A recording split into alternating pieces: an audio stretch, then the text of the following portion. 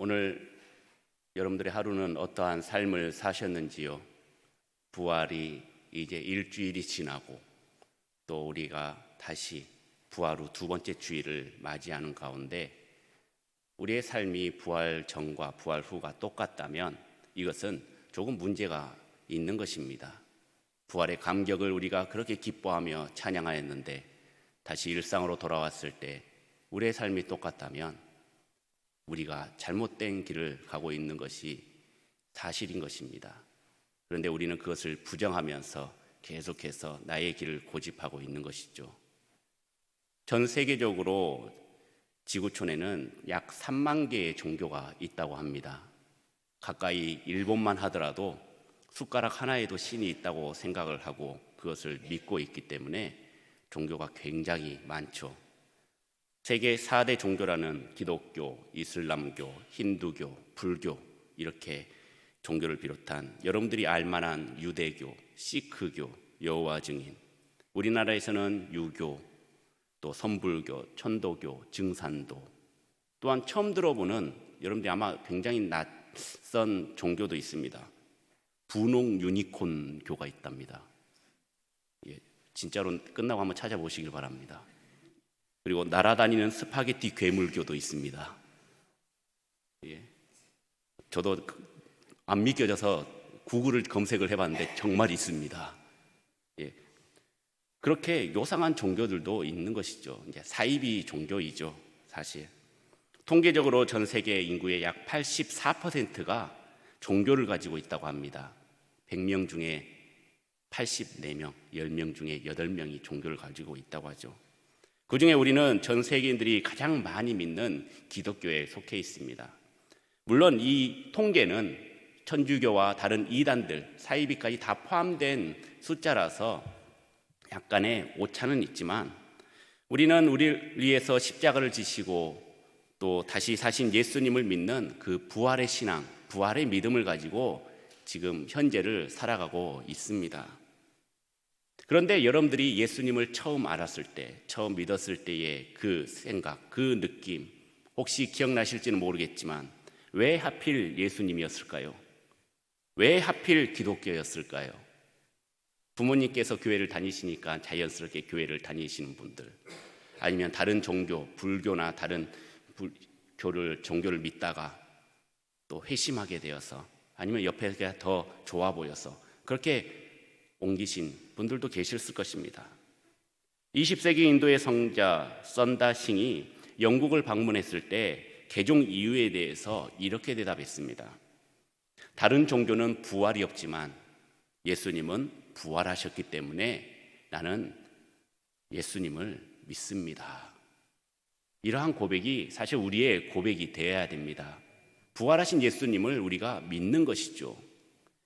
여러분들은 예수님을 믿는 이유가 무엇입니까?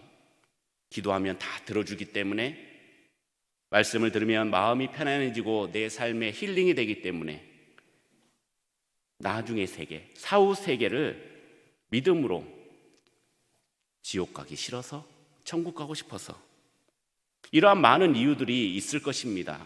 그런데 우리가 가장 중요하게 생각해야 되는 것은 우리를 너무나도 사랑하시는 우리 예수님, 그 사랑을 우리는 받아들여야만 하고 하나님과의 친밀한 관계, 교제를 나누기 위해서 우리는 예수님을 믿는 것입니다.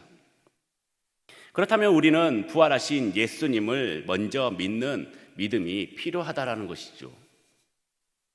오늘 말씀의 마지막 절처럼 보지 못하고 믿는 자들은 복되도다 하신 이 예수님의 말씀을 우리가 깨닫고 우리도 실체를 보지 않고도 믿는 그 믿음을 가지고 부활의 신앙을 가지는 믿음의 성도님들이 되시길 주님의 이름으로 축원합니다.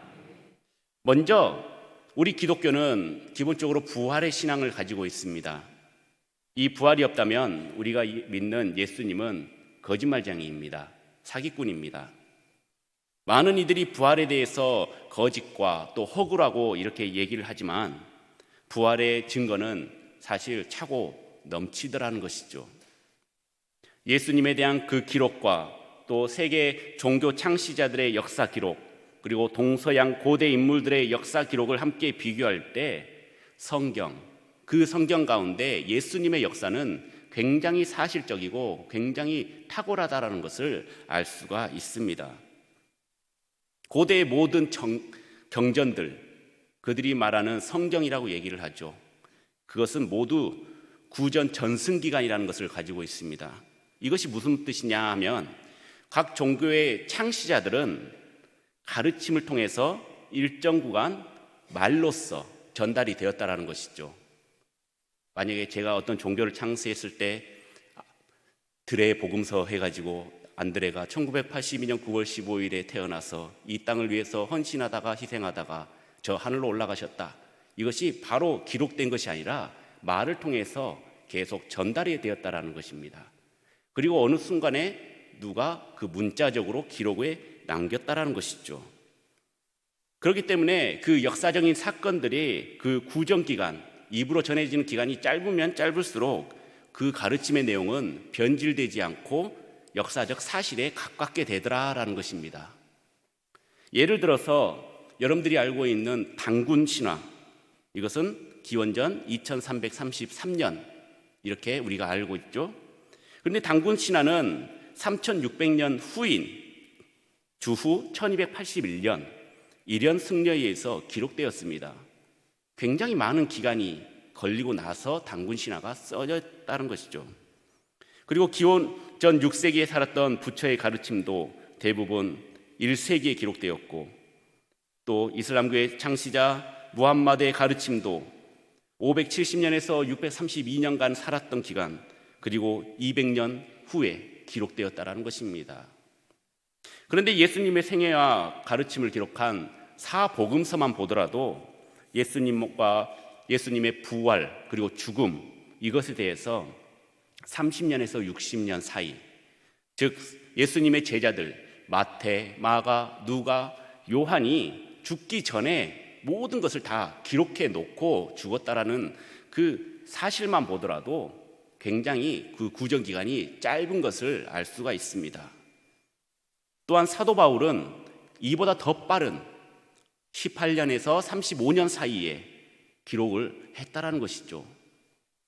예수님에 대한 그 역사적 기록, 이것은 세상의 어떤 종교들보다 매우 짧은 그 구전 기간을 갖고 있기 때문에 어떠한 경전보다도 더 정확하고 탁월한 역사성을 가지고 있고 확실한 사실에 기반해서 쓰여졌다는 사실입니다. 누구는 이렇게 얘기합니다. 예수님의 이야기는 전설이다, 신화다, 그냥 돌아가셨지만 거짓말로 살아나셨다, 업적을 뻥튀기 했다고도 얘기합니다. 원래 병고침을 받았던 사람인데 손 얹어서 기도하니까 나았더라. 다 거짓말이다. 그렇지만 하나의 역사적 그 사건이 신화, 설화로 발전되려면 최소한 100년 이상 1세기에 거친 시간이 지나야 이게 신화로 발전된다고 합니다. 신약성경은 예수님의 죽음 이후에 18년에서 60년 이내에 거의 다 완성이 되었습니다. 39권이. 그렇기 때문에 전설이나 신화가 발생할 시간적 역사가, 여유가 없었다라는 것이죠. 그러므로 신약성경의 실제 역사 속에 살았던 그 예수님의 그 가르침 그리고 생애, 이것을 그 당시 그대로 생생하게 지금 우리가 말씀을 통해서 접하고 있는 것입니다. 2000년이나 멀리 떨어져 있지만은 지금 말씀을 바로 보더라도 지금 당장이라도 제자들이 하는 말, 그리고 예수님께서 하시는 말씀들이 우리에게 확 와닿는 이유이기도 하는 것이죠. 또한 예수님의 부활은 역사적 증거를 통해서 또 나타나고 있습니다. 몇 가지를 통해서 제가 말씀을 드릴 텐데요. 첫 번째는 예수님이 십자가에서 돌아가시고 아리마대 사람 요셉의 무덤에 장사 지냈다라는 사실입니다. 누구의 무덤에 묻혔다라는 것은 예수님의 무덤 위치가 확실하다라는 것을 말하고 있는 것입니다. 누구는 예수님의 무덤, 지금도 예루살렘에 가면 예수님의 무덤이 있지만 그것은 가짜다라고 이야기를 합니다. 예수님을 죽이기로 결정한 그 산헤드린 공회의 의원 중에 한 사람이었던 아리마대 요셉이 그 자기의 그 무덤에 양보를 하여서 예수님을 그곳에 모셨다라는 것, 그것은 사복음서가 일관되게 밝히고 있고 사내들인 공회를 믿지 않는다면 이것은 그들의 반역이라고 생각하기 때문에 유대인들은 믿을 수밖에 없는 것입니다. 하지만 지금도 부정하고 있죠. 두 번째로는 예수님의 무덤은 빈 무덤으로 발견되었다는 것입니다. 빈 무덤은 부활의 강력한 증거입니다. 사복음서 모두가 예수님의 무덤이 비어있다는 것을 증거하고 있습니다. 빈 무덤의 최초 증인은 바로 여인들이었습니다.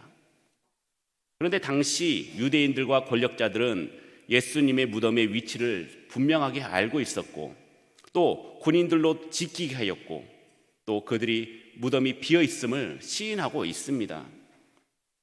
이 여인들이 맨 처음에 목격자가 된 것이 어떻게 보면은 이들에게 있어서는 좀 독이 되었습니다. 왜냐하면 그때 당시 유대 법정은 여인들의 말이 법적인 효력이 없었기 때문입니다. 사실 말해도 믿지 않았다라는 것이죠. 그리고 인정하지 않았다라는 것입니다. 그래서 이 여인들은 어떻게 했습니까? 재빨리 내려가서 베드로와 제자들에게 이를 알렸고 또 그들을 통해서 빈 무덤을 확인하게 했던 것이죠. 그리고 세 번째, 직접 목격한 자들이 500명 이상이었다라는 것입니다. 이것은 바울의 확실한 증언이 있습니다. 바로 고린도전서 15장 3절로 8절 말씀입니다. 내가 받은 것을 먼저 너희에게 전하였노니 이는 성경대로 그리스도께서 우리 죄를 위하여 죽으시고 장사 지낸 바 되셨다가 성경대로 사흘 만에 다시 살아나사 게바에게 보이시고 후에는 12 제자에게와 그 후에 500의 형제에게 일시에 보이셨나니 그 중에 지금까지 대다수는 살아있고 어떤 이들은 잠들었으며 그 후에 야고보에게 보이셨으며 그 후에 모든 사도에게와 맨 나중에 만삭되지 못하여 난 자 같은 내게도 보이셨느니라. 야고보는 예수님의 형제 야고보입니다. 부정하고 믿지 않았던 야고보에게 보이셔서 하나님의 말씀을 전파하는 예수 그리스도의 복음을 전파하는 자가 되었죠. 그리고 예수를 믿는 자들을 박해하고 또 찾아다녀서 그 감옥에 가두었던 그 사도 바울도 어떻게 되었습니까? 예수님께서 직접 나타나서 왜 나를 핍박하느냐 그때 회심하고 하나님의 말씀을 복음을 전하는 믿음의 사도가 되었지 않았습니까? 십자가에 달리기 직전 그리고 달리셨을 때 그리고 죽으시고 장사 지냈을 때 예수님의 제자들은 어디에 있었을까요? 그들은 다 도망가고 또 숨어 있었고 숨죽이며 침묵하고 있었습니다. 끝난 줄 알았습니다. 하지만 죽음 위에 다시 부활하신 예수님을 직접 본 후에 이들의 삶은 완전히 바뀌었던 것이죠. 다시 살아나신 예수님의 그 복음 그리고 살아나심을 목숨 걸고 전파했다라는 것입니다. 그래서 제자들만 보더라도 사도 요한을 제외한 나머지 가룟 유다를 제외한 10명 모두 다 주님 복음을 전하다가 순교당하지 않았습니까? 여러분들 거짓말에 목숨 거는 사람들이 있습니까? 너 거짓말하면 죽어 했을 때 정말로 죽을 것 같으면 거짓말 안 하죠. 모든 것을 사실대로 고하겠소 라고 이야기합니다. 만일 예수님이 평범한 인간이었고 또한 예수님의 부활이 거짓이었다면 그 거짓말에 목숨을 걸면서 거짓 진리를 위해 자신의 모든 것을 바쳤던 사람들이 몇 명이나 됩니까? 셀 수 없이 많은 사람들이 예수님의 복음을 전파하다가 죽었는데 이 모든 사람들의 수고가 다 헛된 것이라는 것입니다. 지금 우리가 열심히 믿고 있는 이 믿음도 헛된 것입니다. 남들은 지금 꽃놀이다 뭐다 해서 밖에 돌아다니면서 맛있는 거 먹으면서 즐겁게 가족들과 함께 지내고 있는데 우리는 이곳에서 말씀 듣는 것 자체가 여러분들에게 있어서는 굉장히 헛된 것인 것입니다. 필요가 없는 것입니다. 세상의 모든 사람들 가운데 가장 어리석은 자다라고 말씀이 우리에게 전달하고 있지 않습니까? 세상에서 가장 어리석은 자들이 지금 이 자리에서 어리석은 자의 목소리로 말씀을 듣고 있는 것이라는 것입니다. 하지만 잠자는 자들의 열매이신 예수 그리스도로 인해서 우리도 다시 살아나서 천국 백성이 될 수 있게 되었던 것입니다.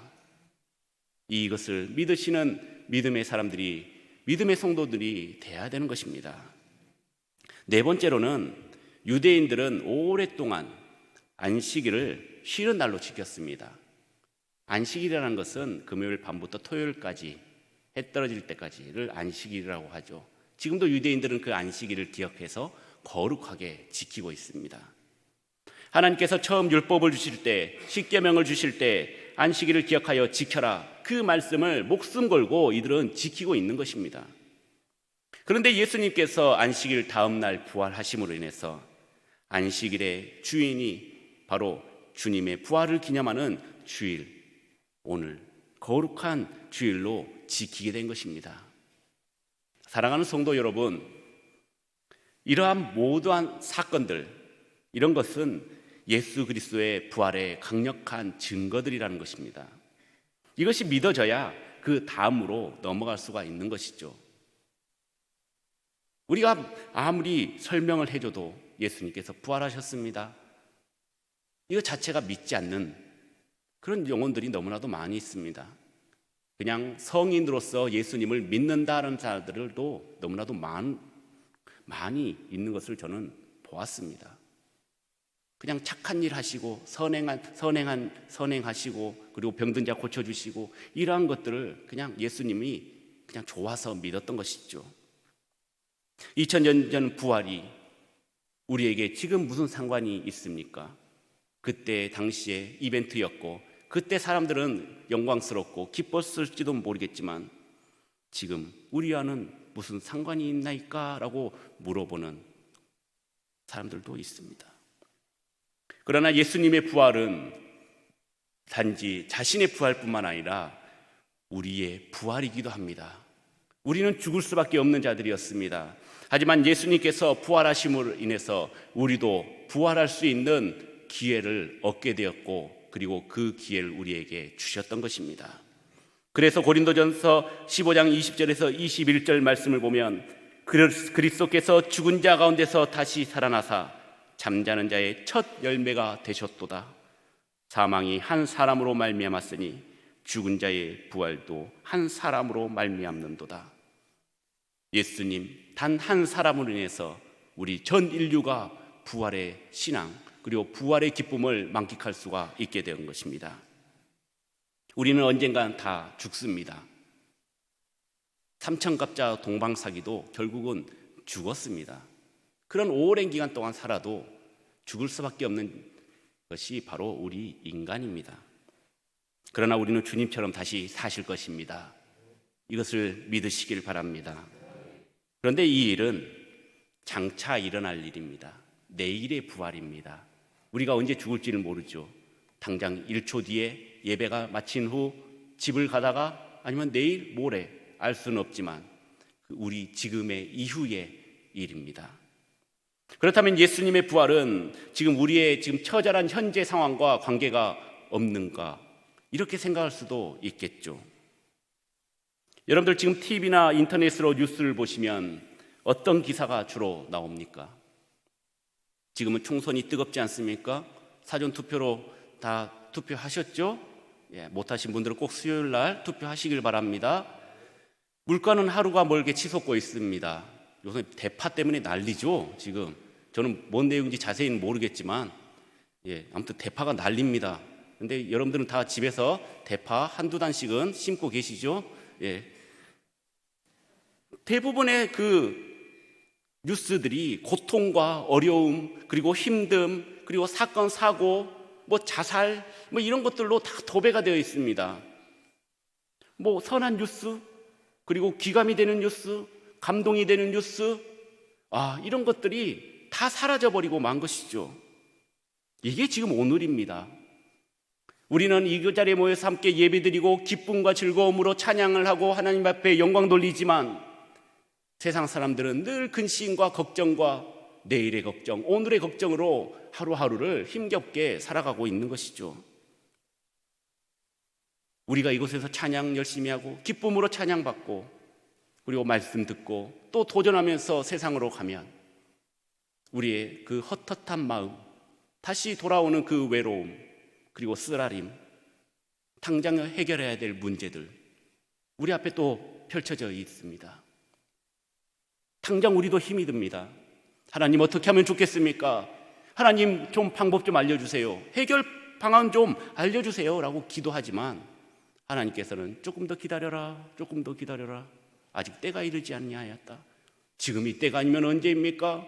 울어도 보고 달래도 보고 또 따져도 보고 그렇게 하지만 우리는 지금 당장 너무 힘이 듭니다. 그러기에 우리에게 필요한 것이 무엇입니까? 내일의 부활이 아닌 바로 오늘의 부활이 필요하다라는 것이죠. 본문에는 우리가 처한 상황과 비슷한 부류의 사람들이 등장합니다. 바로 예수님의 제자들입니다. 그들은 지금 문을 잠그고 두려워서 벌벌 떨고 있습니다. 그들은 내일이 필요하지 않습니다.